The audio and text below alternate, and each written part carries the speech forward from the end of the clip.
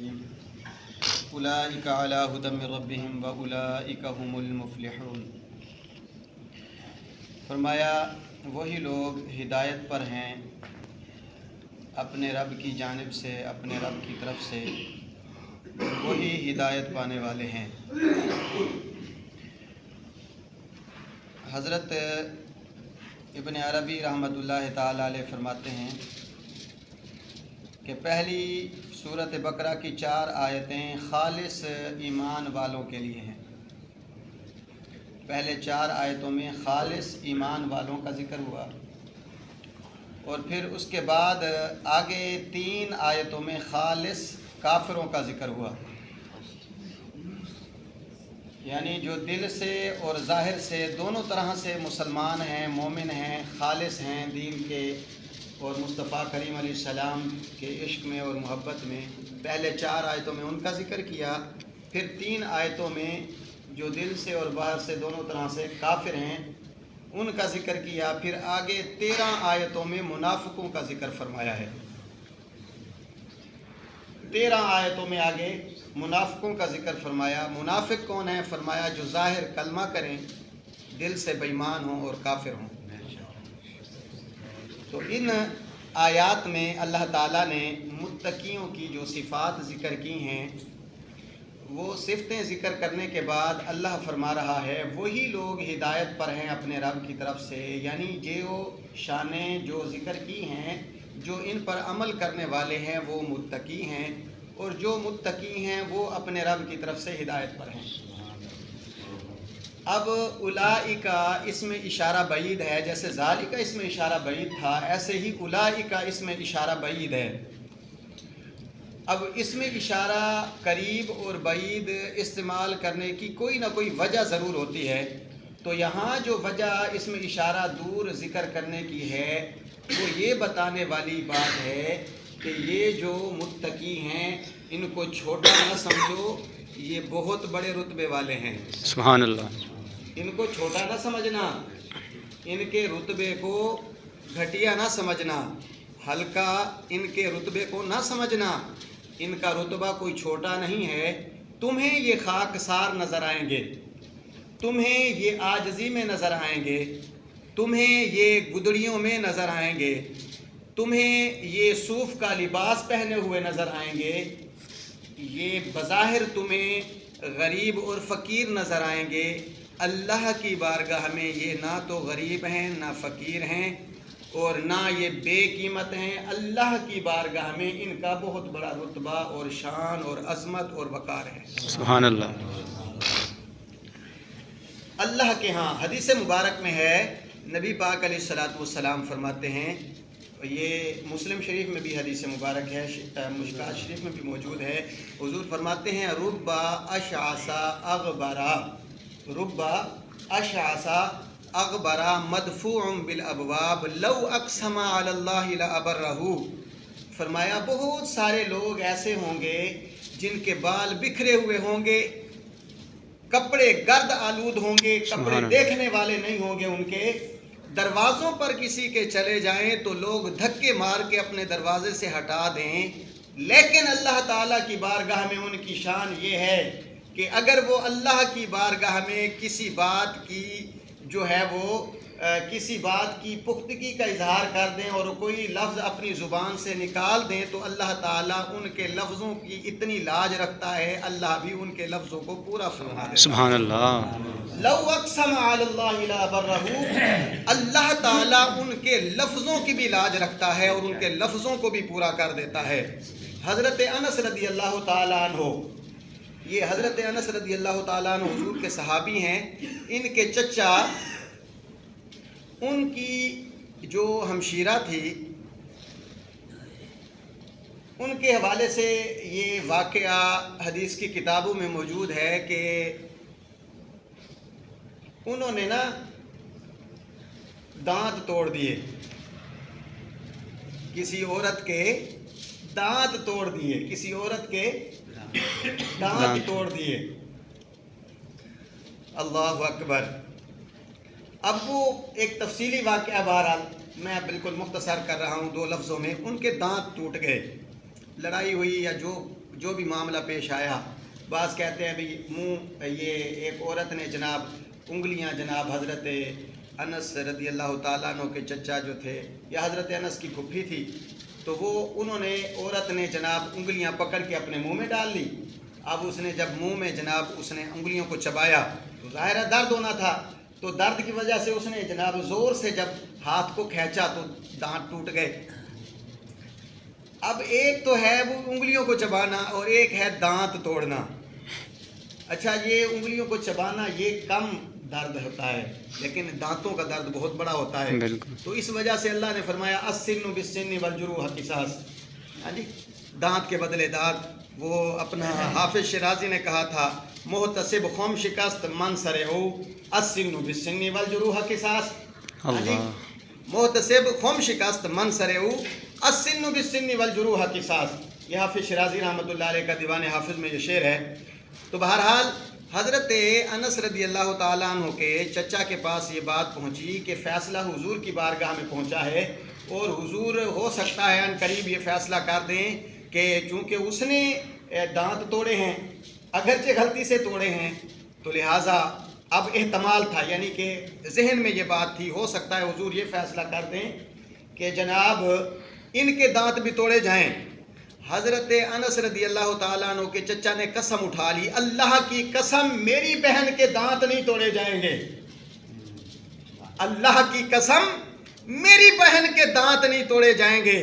بس یہ لفظ ان کی زبان سے نکلے، پھر تھوڑی دیر بعد وہی جو کیس لے کر حضور کی بارگاہ میں گئے تھے، انہوں نے عرض کی یا رسول اللہ ہم قصاص نہیں لیتے، ہمیں بس یہ معاوضہ دے دیں، اور ہم قصاص نہیں لیتے، ہمارے ساتھ بیٹھ کر صلح کر لیں، ہم صلح پر راضی ہیں، جو کچھ ہمارا یہ نقصان ہوا ہے یہ نقصان کی بھرائی کر دیں، ہم صلح پر راضی ہیں، ہم ان کے دانت نہیں توڑیں گے۔ اب حضور علیہ السلام نے فرمایا ربا شاسا اغبرا مدفوع بالابواب لو اقسم علی اللہ لا برہ، اے انس کے چچا، اگرچہ تمہارا اتنا بڑا نام مدینے والوں میں نہیں ہے، تم بالکل فقیروں والی زندگی گزارتے ہو، لیکن تمہارے لفظوں کی لاج دیکھو کیسے اللہ نے رکھی ہے، سبحان اللہ، ہاں جی، کیسے اللہ تعالیٰ نے تمہارے لفظوں کی لاج رکھی ہے، اور بہانہ دیا ہے کہ تمہارے لفظوں سے نکلا ادھر وہ جناب صلح پر راضی ہو گئے۔ سبحان تو اللہ، فرمایا اولئک علی ھدی من ربہم، وہی لوگ ہدایت پر ہیں اپنے رب کی طرف سے، ان کو چھوٹا نہ سمجھو، یہ بڑی شان والے ہیں۔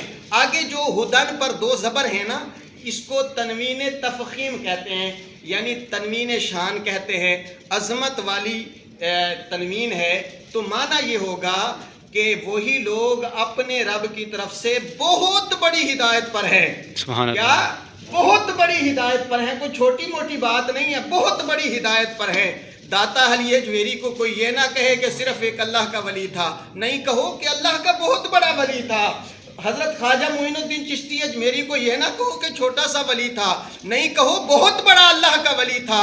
اسی طرح حضرت عبداللہ شاہ غازی کو چھوٹا سا ولی نہ کہو، یہ نہ کہو کہ بس وہ تھا جی، وہ نمازیں پڑھتے تھے، اپنے کام کرتے تھے، بس اللہ اللہ کیا، راضی کیا، ہمارا ان سے کیا تعلق۔ فرمایا نا نا نا، ایسا نہ کہو، اولئک علی ھدی من ربہم، متقی تھے، وہ تو بہت بڑی ہدایت پر تھے، ان کا راستہ تمہارے لیے کامیابی کا زینہ ہے، ان کا راستہ تمہارے لیے کامیابی کا زینہ اور سیڑھی اور پوڑی ہے، اس پر چلو۔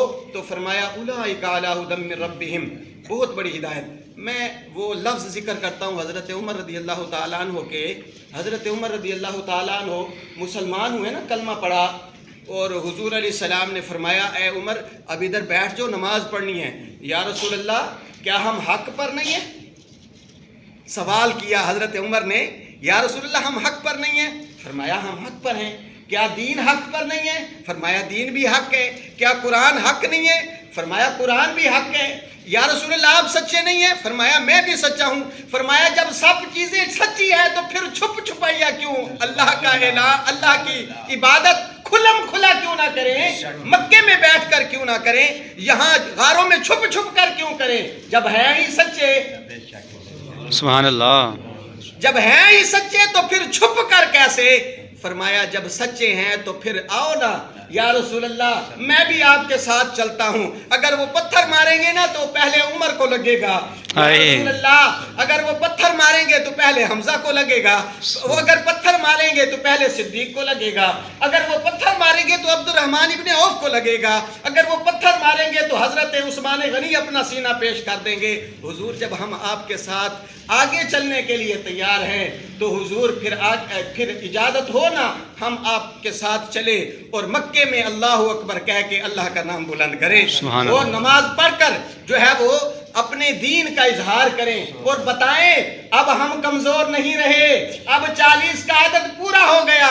جب 40 کا عدد پورا ہو جائے تو وہ چھوٹا موٹا گروہ نہیں رہتا، بہت بڑا گروہ ہو جاتا ہے۔ سبحان اللہ، اللہ اکبر۔ اسی طرح آخری جملے بول رہا ہوں، اسی طرح جب حدیبیہ کے مقام پر نبی پاک علیہ الصلوۃ والسلام نے صلح نامہ لکھ دیا، حتیٰ کہ وہ شرائط بھی لکھ دی جو سارے مسلمانوں کو ناگوار ہو رہی تھی، سارے مسلمانوں کو ناگوار ہو رہی تھی، سارے مسلمان پریشان تھے کہ بھی ایسی شرط بھی۔ اب لوگ سمجھ رہے تھے کہ حضور معاذ اللہ دب کر صلح کر رہے ہیں، ان کو یہ نظر آ رہا تھا، لیکن حضور علیہ السلام کی نگاہ اگلے سال پر تھی۔ سبحان اللہ۔ ہاں جی، ان کی شرط یہ تھی کہ ہمارا کوئی بندہ مسلمان ہو کر مدینے جائے تو واپس کرو گے، لیکن اگر مدینے سے کوئی بندہ معاذ اللہ کافر ہو کر آئے تو ہم واپس نہیں کریں گے۔ یہ بڑی سخت شرط تھی، یہ مسلمانوں کو گوارا نہ ہوئی، تو یہ دل دکھ رہا تھا بظاہر، لیکن حضور علیہ السلام کی نگاہ اگلے سال پر تھی۔ اب جب یہ صلح نامہ ہو گیا، دستخط ہو گئے، تو یہاں وہ عبداللہ ابن بصیر کی بھی بات ہے، میں وہ چھوڑ رہا ہوں، بس وہ حضرت عمر کے دوبارہ وہ لفظ ذکر کرتا ہوں کہ حضرت عمر رضی اللہ تعالیٰ عنہ، اب اس وقت عالم یہ ہو گیا، حضور علیہ السلام نے فرمایا چلو بھی قربانی کرو، واپس چلتے ہیں۔ اب سارے دم بخود تھے، پریشان تھے، اور کسی نے بات سنی نہیں، یعنی کہ وہ پریشانی میں ایسے مشغول تھے، توجہ ان کی ساری پریشانی پر تھی، بات نہیں سنی۔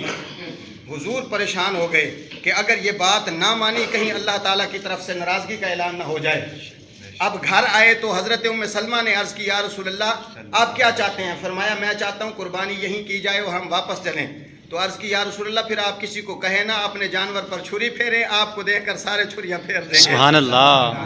ہاں جی، اب جب حضرت سیدنا عمر رضی اللہ تعالیٰ عنہ کھڑے ہوئے اور حضرت عمر رضی اللہ تعالیٰ عنہ حضرت سیدنا صدیق اکبر کے پاس کھڑے تھے، کہنے لگے یا رسول اللہ ہم حق پر نہیں ہیں؟ فرمایا حق پر ہیں۔ کیا ہمارا دین حق نہیں ہے؟ فرمایا حق ہے۔ قرآن حق نہیں ہے؟ حق ہے۔ فرمایا کیا آپ سچے رسول نہیں ہیں؟ فرمایا میں سچا رسول ہوں۔ یہاں شک والی بات نہیں ہے، ایک اظہار کرنا مقصد ہے۔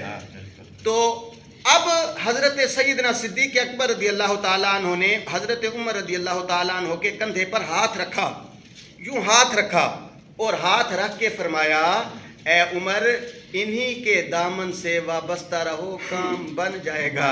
سبحان اللہ۔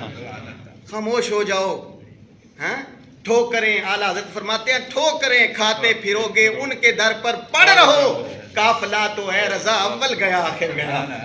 فرمایا کیوں پریشان ہوتے ہو؟ حضور حضرت سیدنا صدیق اکبر ہیں جو خاموش ہیں، خاموش ہیں، انہیں جانا، کیا بات ہے، بڑا اچھا لقمہ، انہیں جانا انہیں مانا، نہ رکھا غیر سے کام، للہ الحمد میں دنیا سے مسلمان گیا۔ سبحان اللہ۔ تو اب جب حضرت سیدنا صدیق اکبر رضی اللہ تعالیٰ عنہ نے تسلی دی تو حضرت عمر رضی اللہ تعالیٰ عنہ کا سارا غم، سارا دکھ دور ہو گیا۔ تو فرمایا اولئک علی ھدی من ربہم، وہی لوگ اپنے رب کی طرف سے بہت بڑی ہدایت پر ہیں۔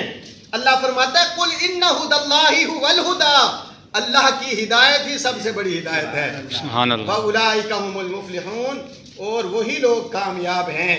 کون لوگ ہیں یہ؟ فرمایا یہ متقی لوگ ہیں جو بن دیکھی چیزوں پر ایمان رکھتے ہیں، نماز قائم کرتے ہیں، رب کے دیے ہوئے میں سے رب کی راہ میں خرچ کرتے ہیں، قرآن اور حدیث پر ایمان ہے، اور قرآن اور حدیث سے پہلے جو کتابیں آئی ہیں ان پر ایمان ہے، آخرت پر ایمان ہے۔ فرمایا یہی لوگ اپنے رب کی طرف سے ہدایت پر ہیں اور یہی کامیاب ہیں۔ اللہ تعالیٰ کی بارگاہ میں دعا ہے کہ اللہ تعالیٰ ہمیں حق کی اتباع نصیب فرمائے. آمین. آمین بجاہ